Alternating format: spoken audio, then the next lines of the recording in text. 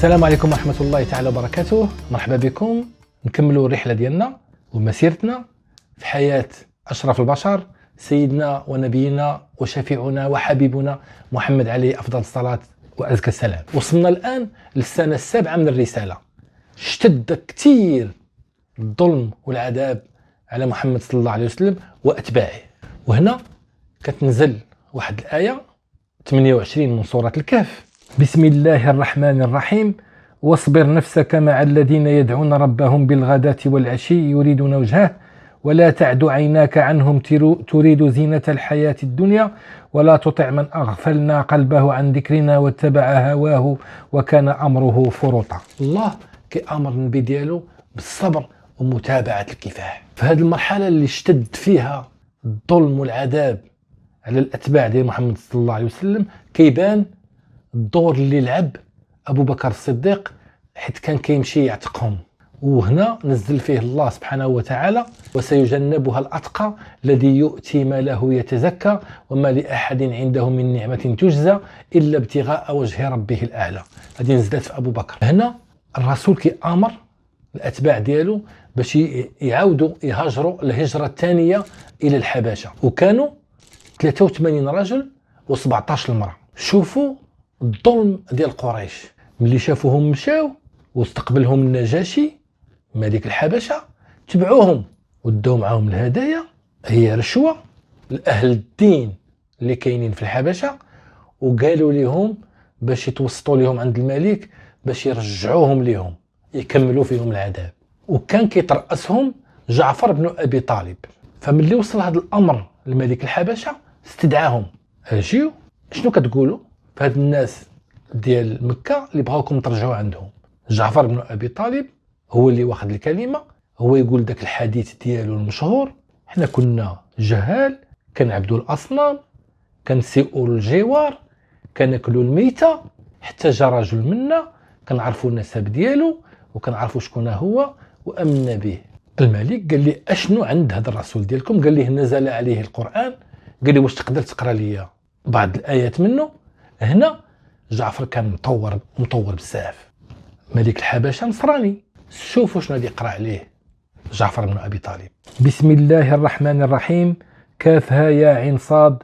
ذكر رحمة ربك عبده زكريا إذ نادى ربه نداء خفيا قال رب إني وهن العظم مني واشتعل الرأس شيبا ولم أكن بدعائك رب شقيا وإني خفت الموالي من ورائي وكانت امرأتي عاقرا فهب لي من لدنك وليا يرثني ويرث من آل يعقوب واجعله ربي رضيا.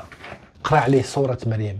من اللي كملها بكى النجاشي وبكوا الناس اللي معاه، لأن هضر لهم على مريم هما نصارى. فهنا النجاشي قال لهم هذا الكلام اللي سمعت شبيه بالكلام اللي نزل على عيسى، انا هاد الناس ما غاديش نردهم لكم ودي يبقاو معايا، حيت الرسول قال لهم سيروا عند ملك ما كيتظلموش عنده الناس. في الاواخر ديال السنه السابعه من الرساله هنا كيوقع واحد الحدث خبيث من قريش، فهما عزلوا قبيله بني هاشم، قبيله الرسول صلى الله عليه وسلم وقبيله عبد المناف في واحد الشعب في الحومه اللي ساكنين، ما يشريوا من عندهم، ما يبيعوا لهم، ما يتزوجوا منهم، لا ماكله لا شراب.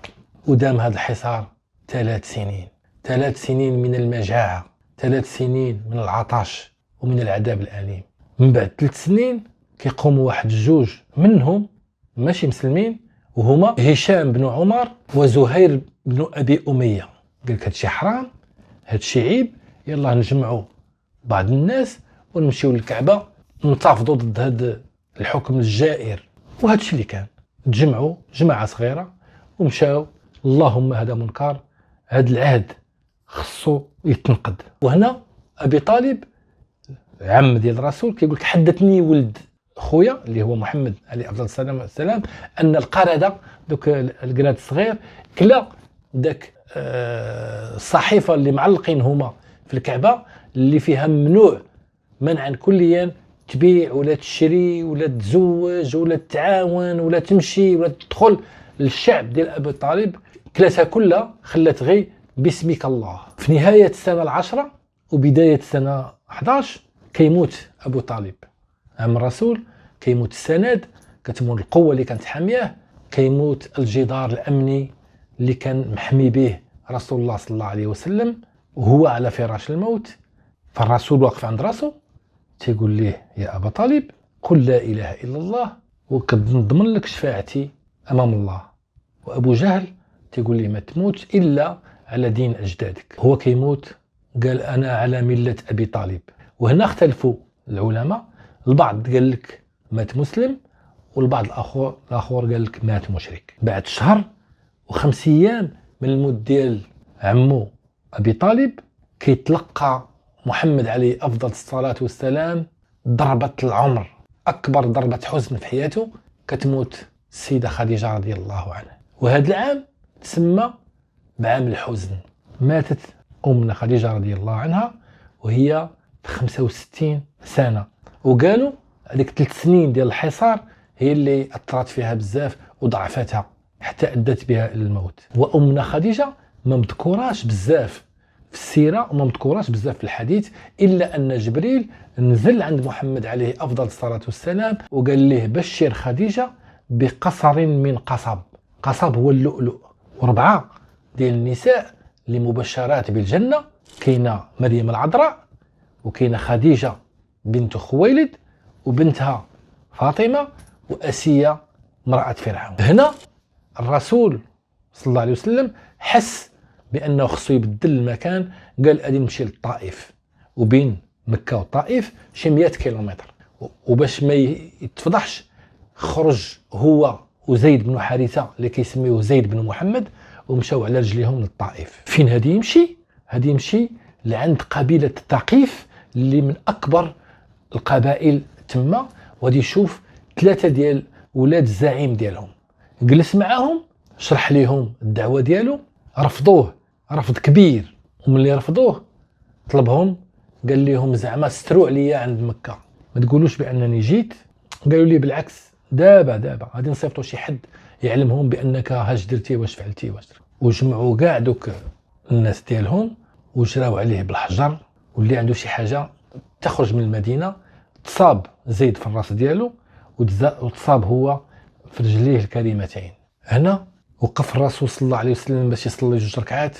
الله بغى يطيب ليه خاطره، بحال بغى يطبطب عليه لأن شاف واش وقع ليه. هنا كينزل عليه الله بسم الله الرحمن الرحيم قل أوحي إلي أنه استمع نفر من الجن فقالوا إنا سمعنا قرآنا عجبا يهدي إلى الرشد فآمنا به ولن نشرك بربنا أحدا. هنا كيأمنوا به الجن، والجن فيهم المسلمين وفيهم المشركين. الله كيقول في كتابه الحكيم وأن منا المسلمون ومنا القاسطون. المسلمون هما الجن المسلم، والقاسطون هما الشيطان. دوك اللي اسمه الشيطان فهو جن غير مسلم. رجع لمكة وخصو يدخل مكة محمي، لأنهم هما كيتسناوه، عرفوه كان في الطائف عوالين عليه. هنا دي دخل المطعم بن عدي، هو منهم ولكن جاب عائلته وسيوفه ودخل معاه، قال لي انت في حمايتي يا رسول الله، وخلاه كيطوف بالكعبة. حلقتنا كتسالي هنا، ونوعدكم الحلقة الجاية بإذن الله تشويق في تشويق مع رحلة سيد البشر محمد عليه أفضل الصلاة وأزكى السلام. السلام عليكم ورحمة الله.